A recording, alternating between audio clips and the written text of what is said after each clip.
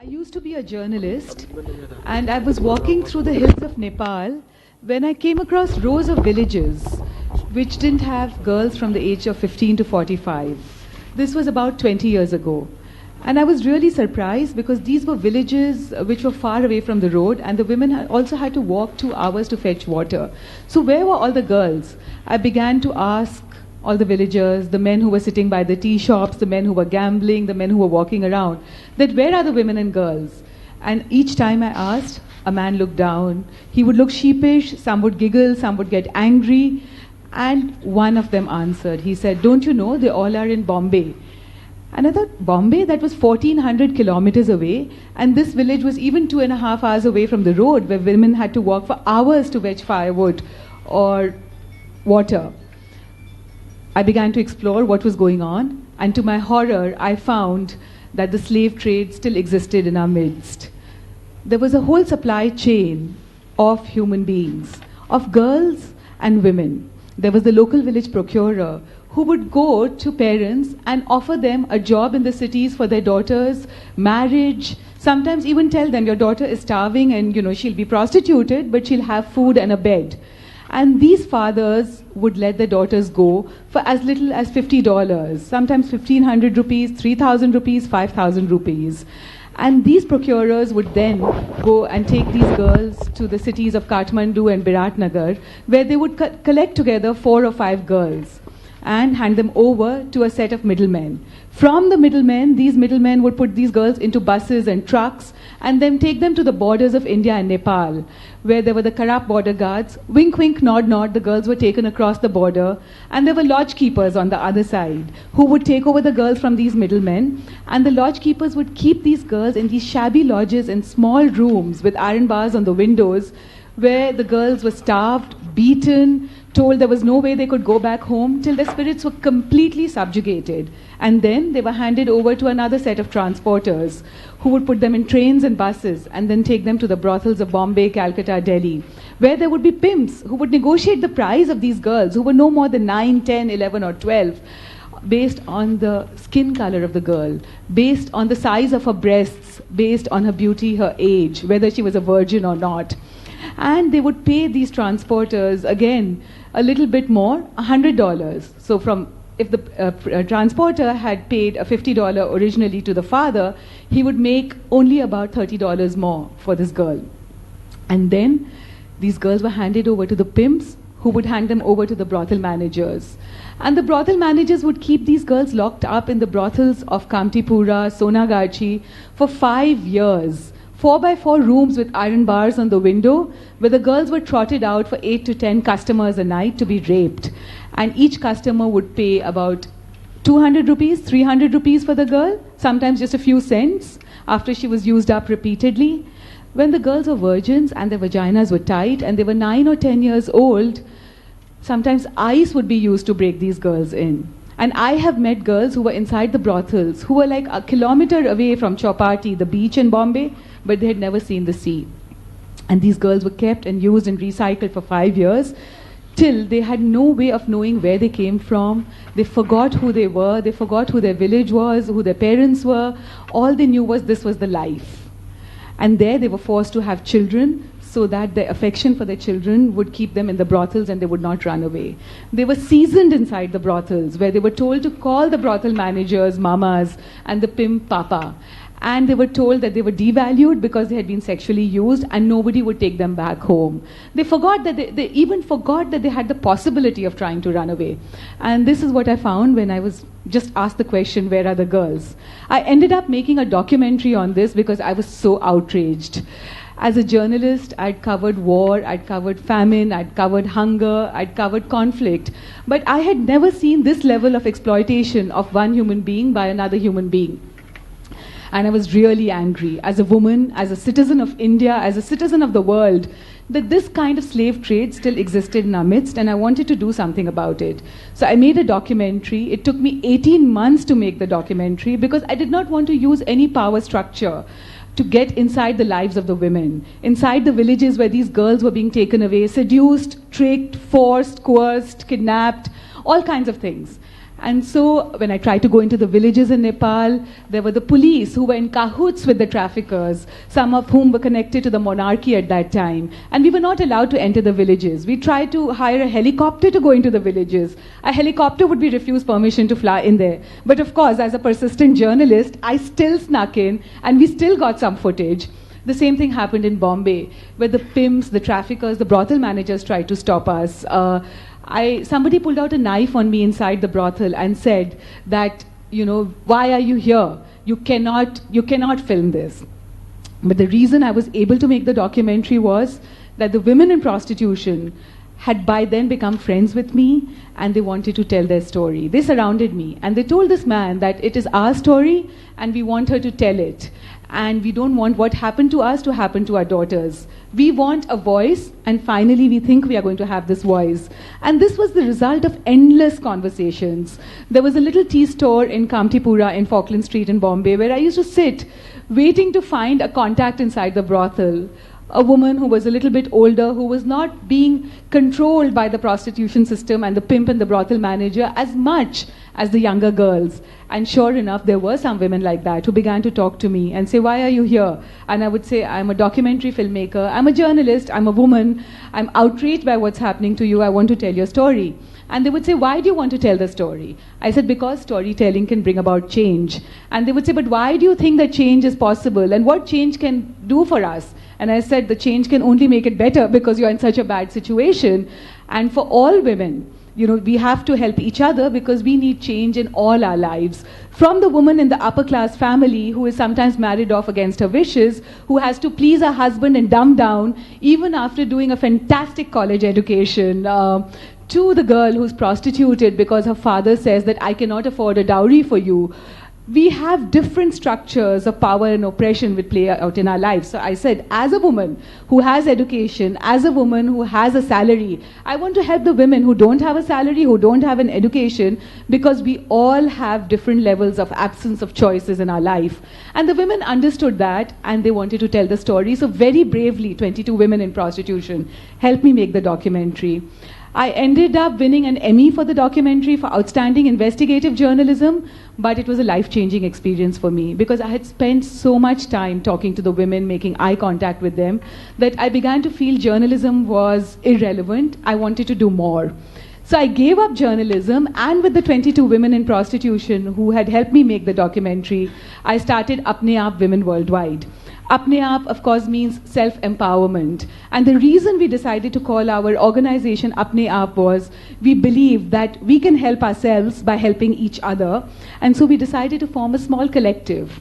And the women articulated the dreams in that collective 20 years ago when they said all they wanted was a job in an office without violence, a room of their own, where nobody would push them, kick them out, even if a customer had come in and said that they needed the bed for prostitution, and education for their daughters and for themselves, and legal protection both from the police and the prostitution system of clients, brothel managers, money lenders, brothel owners, traffickers, recruiters, all those who were trying to oppress them, beat them, extort money from them, take free sex from them, paid sex from them, rape them, not recognize their rape.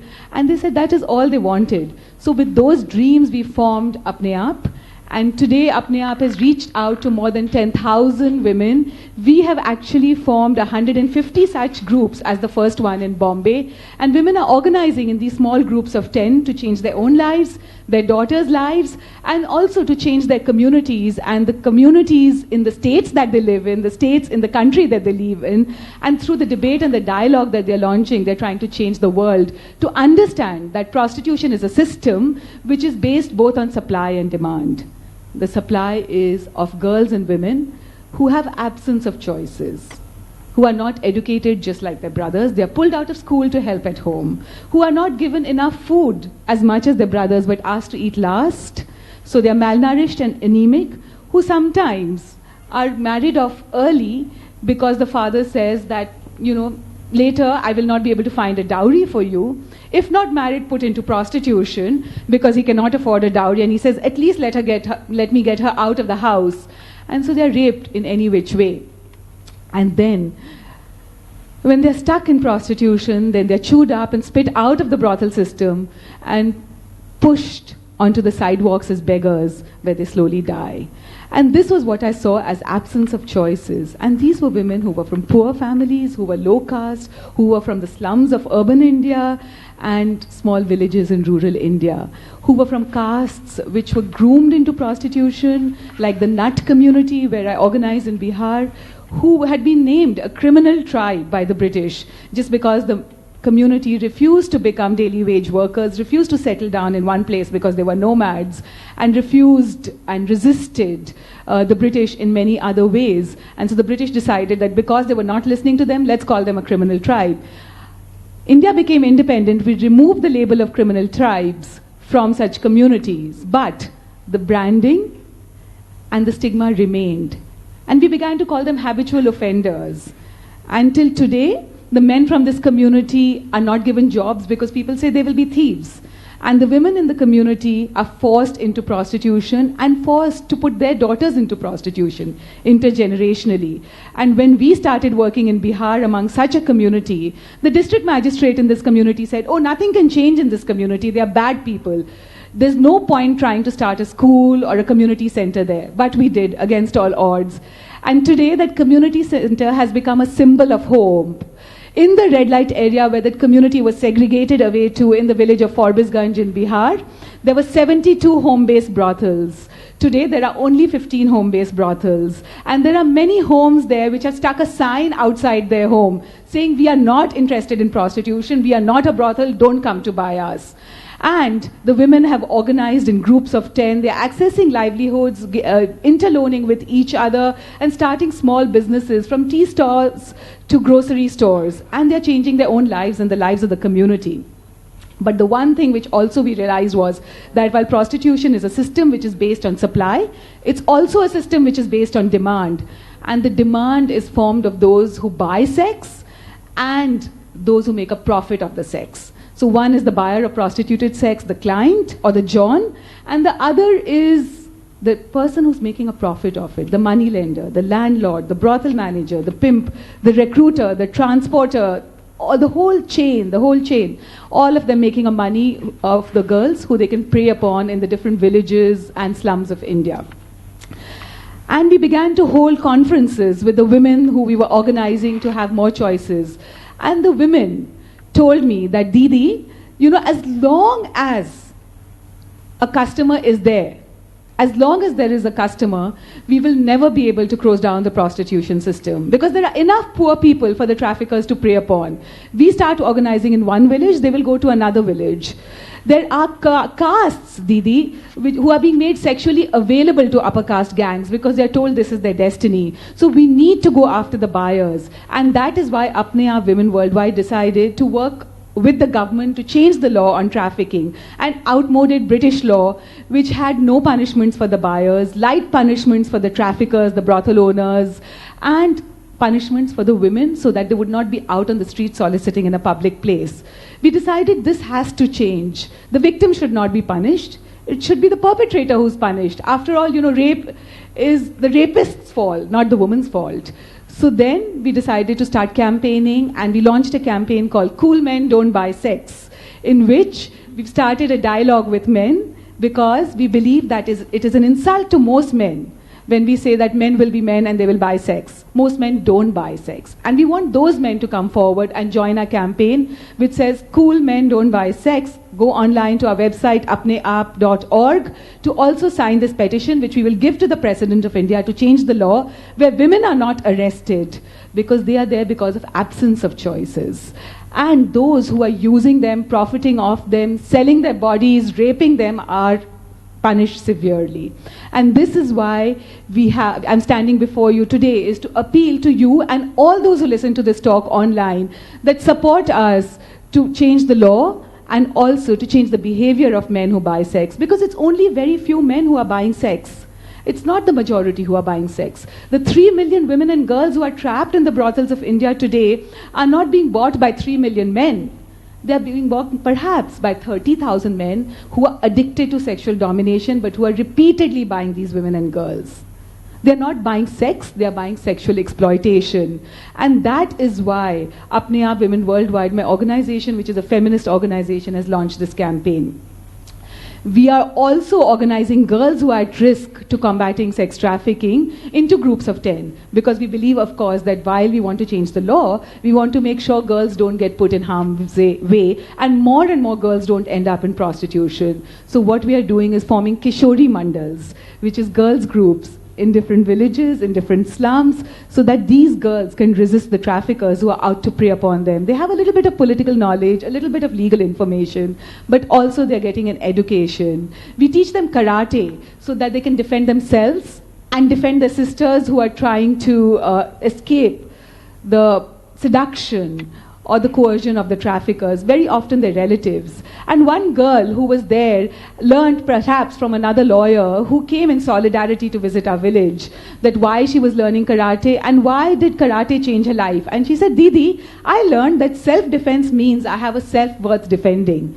And that is the knowledge that Apne Aap is trying to pass down to the hundreds of girls that we are organizing who are saying that prostitution is absence of choice and we have a right not to be prostituted. There is a debate going on in India which talks about the right to be prostituted, but surely women in India deserve the right not to be prostituted. We also want options which are viable, which are sustainable, which will give us a long life, and from where we can retire in dignity. We want to be rocket scientists, we want to be teachers, lawyers, doctors, and that is what the girls and women of Apne Aap are saying.